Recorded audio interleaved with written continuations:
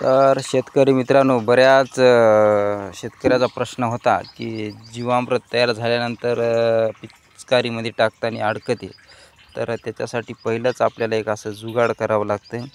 हे आपण ही जी टाकी आहे, टाकीवर हे कपडा झाकलेला आहे आणि हे अशा प्रकारे याच्यात जीवामृत चाळून घेतल्यानंतर आपल्याला जास्त त्रास पुन्हा फवारणी आणि ड्रिचिंग करण्यासाठी होत नाही, कारण ते शेण आणि जे पीठ आहे ते अडकत नाही. त्यासाठी असं पहिल्यांदा आपण असं करू शकता, कारण सेंद्रिय शेती म्हणलं की थोडी मेहनत आहे, पण आपला खर्च अत्यल्प कमी होतो आणि याचा जे रिझल्ट आहे ते आपल्याला चांगल्या प्रकारे मिळू शकतो. तर हे बघू शकता, अशा प्रकारे टाकी जमा झाल्यानंतर त्यानंतर आपण पिचकारीमध्ये टाकल्यानंतर कुठलाही गाळ अडकत नाही. असा हे शेण बाजूला काढल्यानंतर तर नक्कीच या जुगाडचा तुम्ही वापर करू शकता.